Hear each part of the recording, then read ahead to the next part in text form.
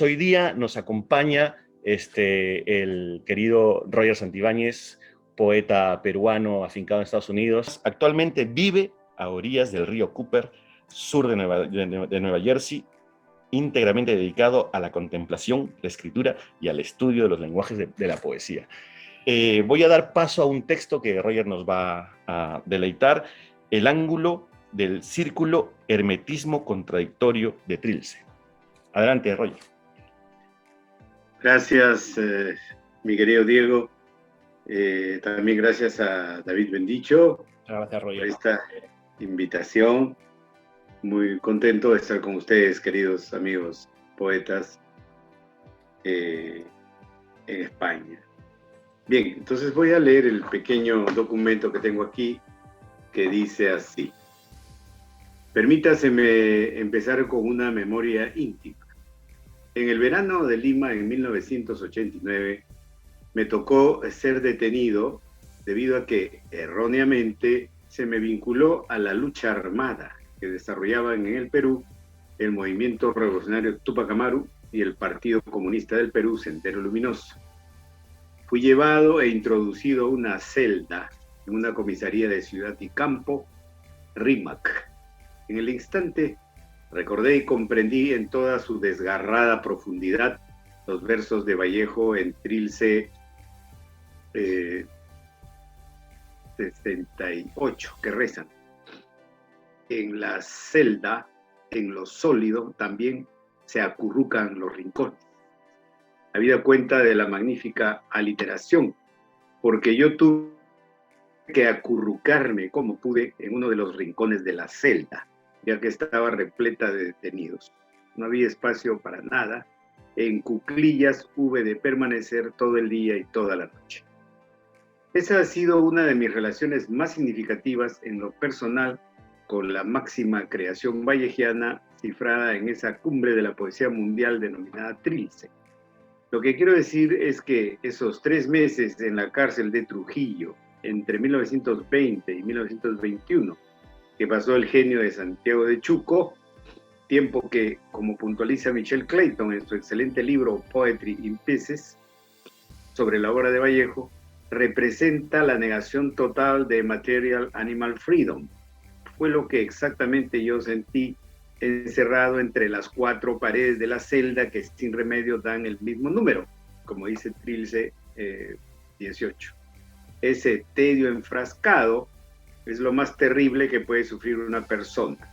En ese instante, la sensación de reclusión y pérdida de la libertad es sencillamente espantosa. La psiquis de uno hace crisis y la desesperación posee nuestro ser hasta el punto de hacernos estallar en gritos y amazonas de lloro, como diría el propio Vallejo. Así comprendemos cómo pudo escribir después en París: el momento más grave de mi vida fue mi prisión en una cárcel del Perú. Yo viví lo mismo, no en una cárcel, sino en la celda de una comisaría, pero la sensación es idéntica. Cada vez que releo dicha frase, entiendo la gravedad de la experiencia vallejiana y comprendo mucho de lo que ocurre en Trilce. Tal ha sido uno de los impactos más fuertes de mi encuentro con el gran libro de César Vallejo. Entrando en materia, podemos decir que el tránsito que va de los Heraldos Negros, 1919, a Trilce, 1922, Vallejo ha transformado las posibilidades de la representación poética en un temprano momento de la vanguardia en América Latina. Esta transformación del lenguaje poético se basa, digamos, en una expresión que nos habla de todo y de nada, armando su propio discurso de forma que se abre hacia afuera en una incontenible e incontrolable proliferación de sentidos. Sin embargo, hay materias o temas que se reiteran a lo largo del poemario: cuerpos, paisajes, objetos cargados de afecto, o sitios y lugares.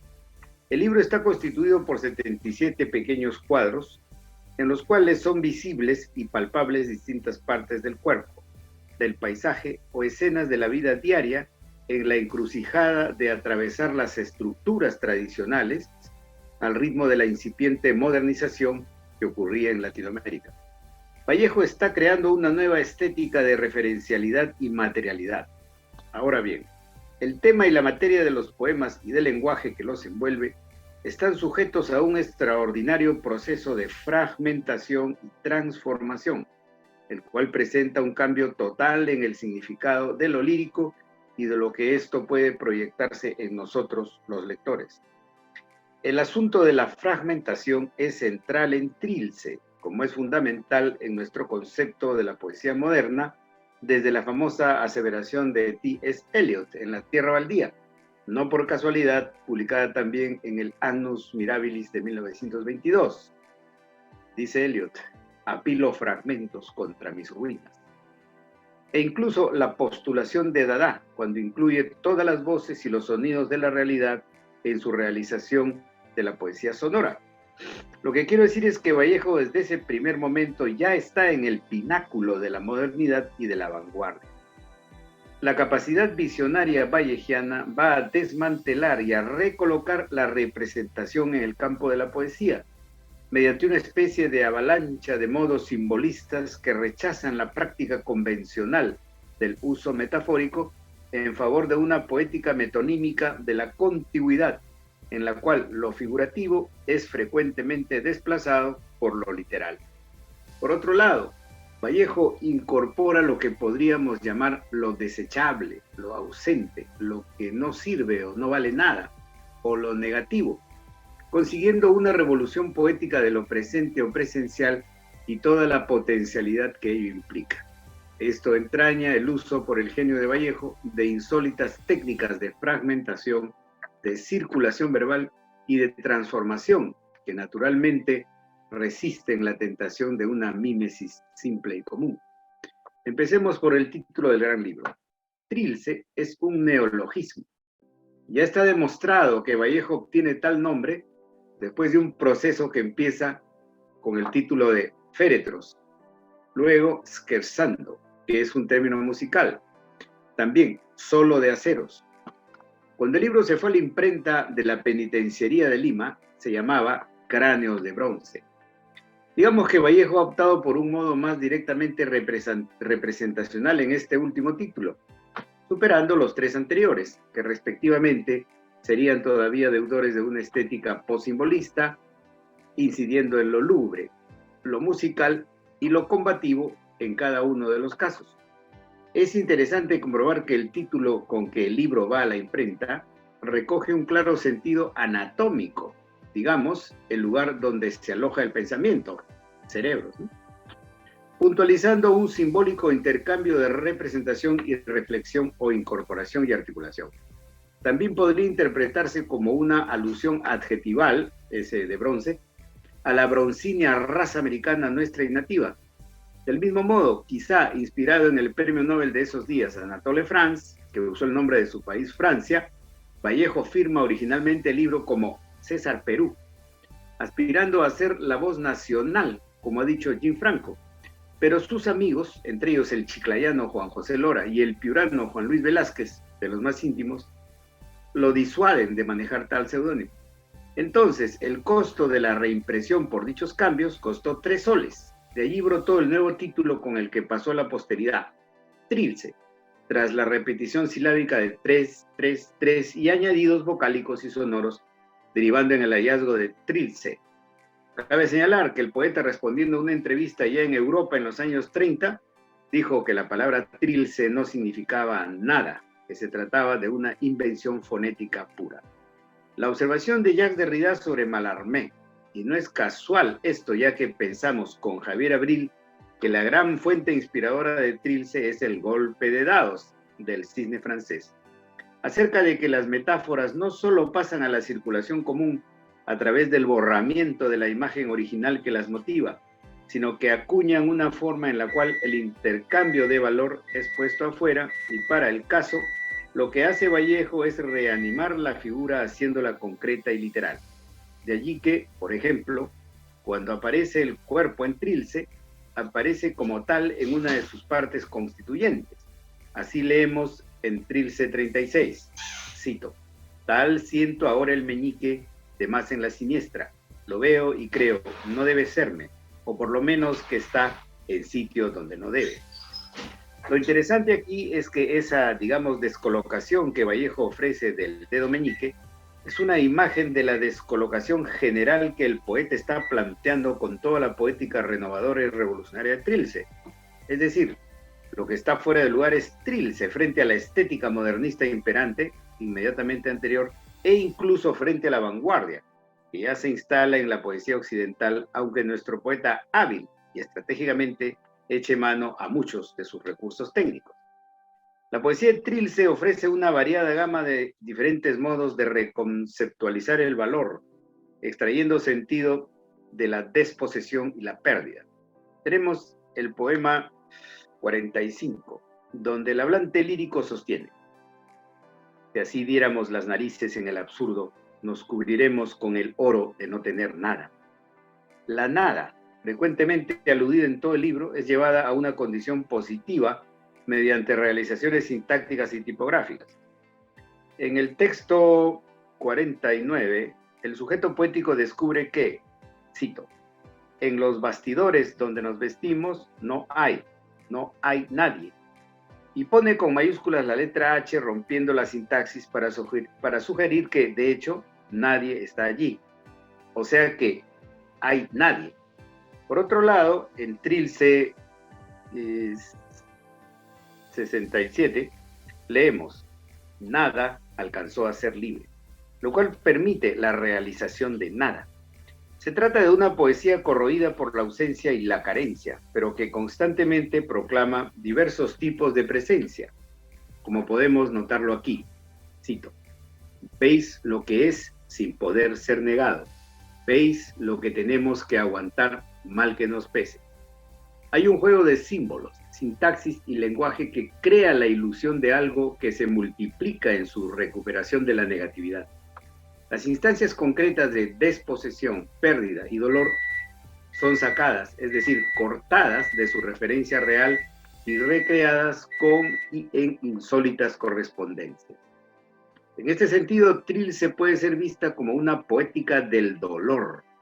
El dolor en esta poesía es un referente que circula, se detiene, resiste y a veces provoca la expresión.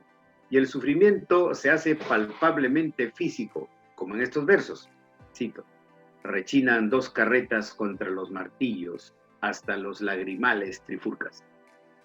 Muchas veces se manifiesta en los gritos que puntúan el poemario, e incluso hay momentos que podríamos calificar de cierto masoquismo, como en Trilce 5, Ojos de Ayes. Pero dicho dolor, ausencia y pérdida, en los más desafiantes y declarativos momentos, son llevados al terreno de una nueva productividad. El sujeto lírico desposeído rompe las convenciones poéticas y acuña la dimensión de un nuevo valor, cuando pronuncia, cito, nuevo impar, potente de orfandad. Y con más claridad, cito, dame aire manco, dame ir galoneándome de ceros a la izquierda.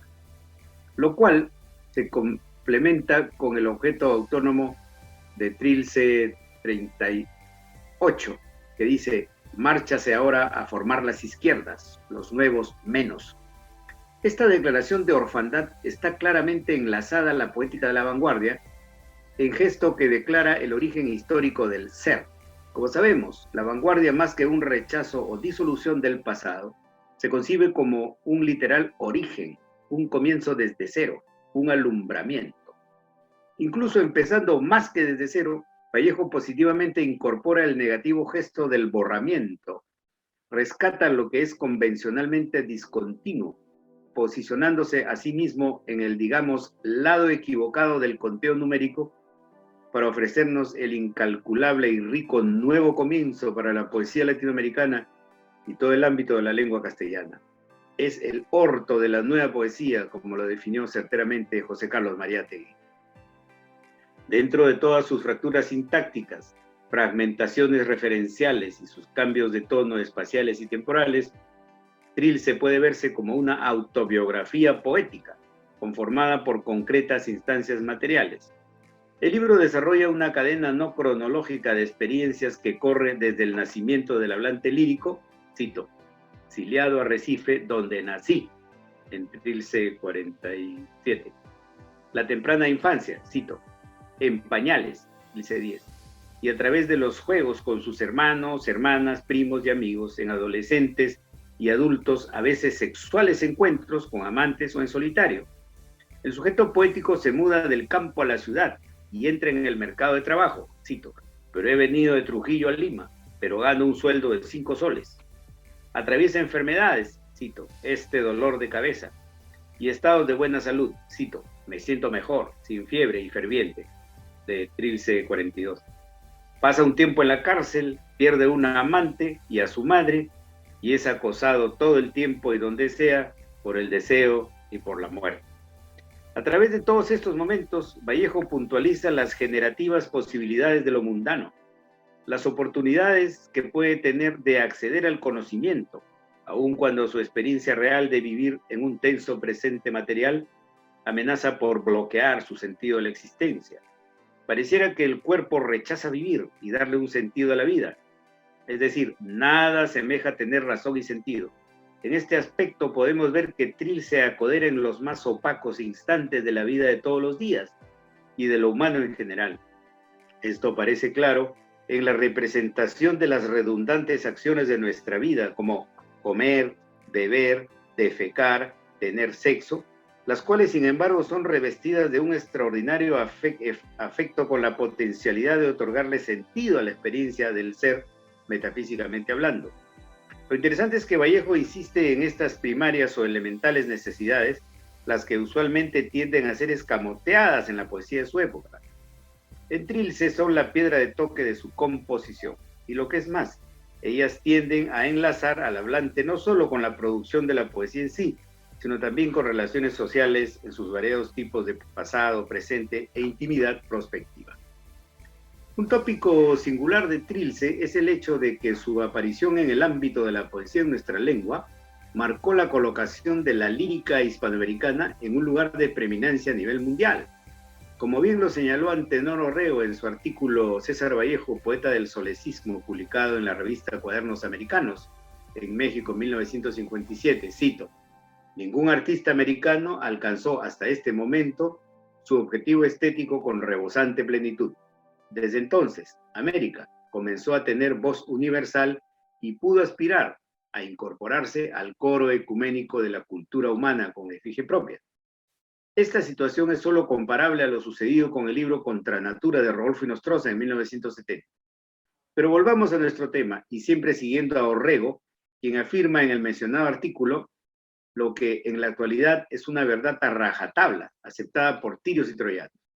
Cito, Vallejo intenta crear, nada menos, dentro del castellano y sin modelo extranjero, un nuevo lenguaje poético, una nueva retórica, una nueva técnica literaria, y que es inimitable e intransferible, añadiríamos nosotros.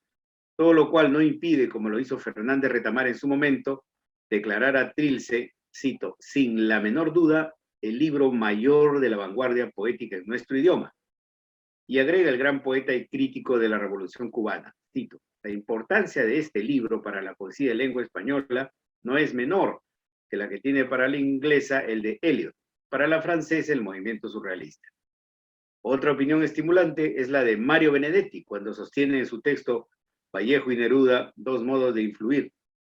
En Trilce encontramos las cicatrices del combate, y completa su idea de la siguiente manera. Neruda posee amorosamente la palabra, con pleno consentimiento de esta. Vallejo, en cambio, la posee violentándola, haciéndola decir y aceptar por la fuerza un nuevo y desacostumbrado sentido. Esto tiene que ver con el título de mi charla, ya que el hermetismo vallejiano de Trilce sería contradictorio, ya que aunque no podamos precisar el contenido de muchos de sus poemas, como dice Saúl Yurkevich, cito, intuitivamente recibimos nítida la representación de las vivencias que el poeta quiere transmitir. Tal es lo que he tratado de hacer en estos apuntes que humilde y modestamente he tratado de ofrecérselos a ustedes. Gracias, siempre en poesía. Muchas gracias, Riel. Ha estado muy divertido y la verdad que es que has apuntado a muchos puntos esenciales en la obra de Trilce y que, bueno, justo hablábamos hace poco con José R. Ortiz, un catedrático de México, que un poco se quejaba de que no había mucha teoría profunda en el texto de Trilce, pero yo creo que sí, y tú lo acabas de demostrar. O sea, sí, y Trilce es un libro que es festejable, desde luego, y se mantiene con esa vigencia a día de hoy. Lo que pasa que a la gente le da un poco de miedo, pero yo, ya sabes, bueno, los que venimos de cierta tradición, es un deleite, ¿no? O sea, Trilce siempre ha sido un deleite. Y bueno, pues a ver, si nos da un poco de tiempo, Sí, sí, preguntamos. sí. Sí, bueno, o sea, muchas gracias, Roger. La verdad es que increíble el texto que nos has compartido. Y sí, ¿no? Lo que estamos hablando en España, yo creo que Trilce se respeta, pero hay poca lectura, yo creo que en profundidad de ese texto, ¿no? Y en ese sentido yo te quería lanzar esta preguntita, ¿no? Un poco aprovechando la circunstancia y el contexto en el que tú ahora mismo te encuentras, Roger.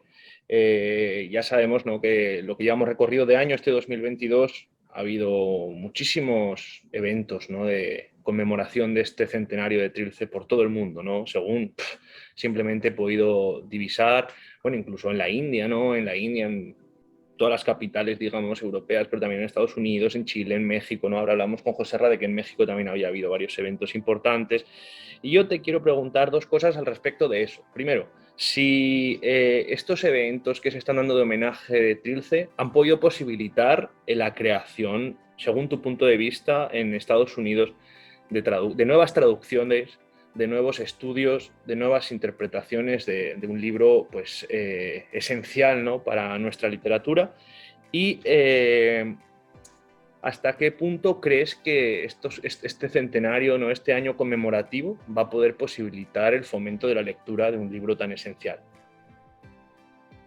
Bueno, sin duda yo creo que el hecho de que se esté celebrando de la forma en que se está haciendo este centenario de Trilce, pues ha motivado, o por lo menos es la esperanza que tenemos, ¿no? Que motive el acercamiento, la aproximación y la lectura de más y más lectores a la poesía de Trilce, ¿no? A la poesía de Vallejo en Trilce, quiero decir. Ahora, respecto a lo que dices de Estados Unidos, pues aquí digamos que hay una, ¿cómo se podría decir? Un momento clásico, una especie de tradición clásica en relación a Vallejo, que es la traducción, la versión que hizo durante casi toda su vida Clayton. el poeta Clayton Eshelman. Ajá. Eshelman empezó desde los años 60, cuando era muy joven, empezó a traducir a Vallejo porque quedó muy impresionado y hacia el final de su vida pudo entregar la poesía completa de Vallejo traducida al inglés, ¿no? Uh-huh. Entonces, ese es el libro clásico que hay aquí en Estados Unidos para leer a Vallejo en inglés. Tengo entendido que hay algunos otros nuevos traductores más recientes que están recién empezando a circular, pero el libro canónico, diremos así, de Vallejo en inglés es el de Clayton Eshelman, ¿no? Ahora, eventualmente yo lo que he visto aquí en Estados Unidos es que de vez en cuando hay como pequeños mini booms de Vallejo. Por ejemplo, no hace mucho en la revista Poetry, la famosa revista Poetry, que existe desde 1912, que fue fundada por una amiga de Pound que se llamaba Harriet Monroe, y de la cual en esa época Pound fue el editor de la poesía en Europa, porque Pound estaba en Europa, ¿no? Bueno, esta revista que hasta ahora existe, que sale todos los meses, que se llama Poetry, sale en Chicago. Ahí he visto a veces como pequeños mini booms vallejianos, ¿no? De vez en cuando aparece alguien que escribe una nota sobre Vallejo, un poeta o un crítico de aquí, ¿no? Un norteamericano. O eventualmente también un par de traducciones, ¿no? De poemas de Vallejo, más o menos juntos por ahí, lo que algunas veces me ha hecho pensar que a veces, como te digo, muy esporádicamente, hay un mini boom vallejiano, pero ¿qué es eso, no? Que solamente pues repercute en el ámbito de la poesía y los que leen esta revista, ¿no? Pero que de todas maneras me parece importante que se produzca, ¿no? Ahora, también es conocida la afición del poeta antillano que escribía en inglés, Derek Walcott, por Vallejo, ¿no? y incluso versiones o traducciones que él hizo, ¿no? También tienen que ver con Vallejo en el inglés, digamos, ¿no?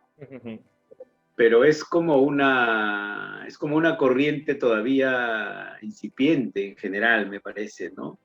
Que en todo caso nosotros deberíamos hacer algo por hacerla más profunda, ¿no? Más arraigada. Es una tarea quizá que tenemos.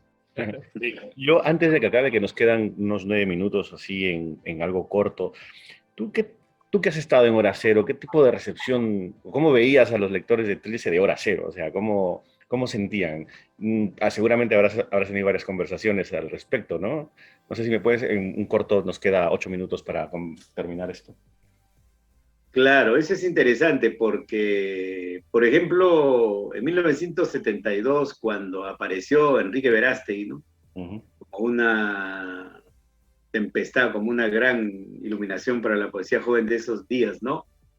Fue un escándalo que Verástegui declarara que no le interesaba Vallejo, que no le interesaba la poesía de Vallejo, ¿no? Ahora, bueno, hubo un crítico llamado José Adolf, y escritor, que criticó eso con un artículo en un diario de Lima que se llama La Crónica en esa época, ¿no? Entonces decían, no, hay que ser condescendientes con el joven poeta porque simplemente es un empatar a los burgueses, ¿no? Lo hace para llamar la atención, ¿no? Estoy seguro que le gusta Vallejo, sino que lo tiene que decir para llamar la atención sobre sí mismo, sobre su nueva poesía, ¿no? Entonces quizá fue así, quién sabe, ¿no? Pero esto tiene que ver, por ejemplo, con algunas cosas que recuerdo. Por ejemplo, Antonio Cisneros, que era mi maestro y gran amigo también. Toño, a veces, cuando tomábamos unas chelas, me decía, mira, Roger, la poesía peruana del siglo XX hay dos grandes poetas. En toda la primera mitad del siglo XX, el gran poeta es Eyelson, Jorge Eduardo Eyelson. Y obviaba a Vallejo, pues, ¿no? Claro que Toño decía eso para poder decir, y el gran poeta de la segunda mitad del siglo soy yo, ¿no? Que es lo que quería decirme Toño. ¿No? Entonces, ahora, dentro de Hora Cero, por ejemplo, yo he escuchado a Pimentel, uno de los fundadores de Hora Cero, hablar siempre con gran respeto sobre Vallejo, y principalmente sobre Trilce, ¿no? Eso sí. Y incluso recuerdo que cuando salió el libro de Pimentel que se llama Tromba de Agosto, que salió en los 90, Pablo Guevara, un poeta de los 50, poeta y crítico, comparó, digamos, algunos hallazgos coloquialistas de ese libro con Trilce de Vallejo, ¿no? Y recuerdo que Pimentel estaba muy contento con eso, estaba feliz, ¿no? Con esa comparación, digamos. Eso es más o menos lo que te podría decir, Diego, sobre el tema Hora Cero y Vallejo. Bueno, pues ha sido un placer. Es la verdad que nos ha gustado mucho y creo que a la gente que nos va a escuchar le va a gustar bastante. Pero ya sabes que Trilce siempre, bueno, Vallejo en sí tiene grandes peleas que son hermosas porque Vallejo nunca es exacto, ¿no? O sea, hay algo que siempre genera tensión, por eso la crítica se pelea, se ama, se odia, pero eso es bueno, porque la obra se mantiene, o sea, los críticos no pueden encerrar hasta ahora a la totalidad a Trilce, y eso es lo que yo creo que es una de las virtudes del libro, ¿no? Pues no sé si tú quieres decir algo para finalizar. Nada, muchas gracias, Roger, muchas gracias por las palabras, ¿no? Y la experiencia en carne viva y en carne propia que nos lanzas y que nos compartes. Es un placer haberte podido tener, aunque de esta manera telemática, ¿no? Que ahora parece que se ha habilitado como, aunque no estamos muy a favor, pero al final es la manera, ¿no? De poder estar, aunque sea mínimamente juntos. Bueno, nada más estoy muy contento de haber estado con ustedes, querido Diego Palma y David Bendicho. Les auguro éxitos en toda esta cuestión de Vallejo Trilce 100 años y quedo siempre a las órdenes de ustedes.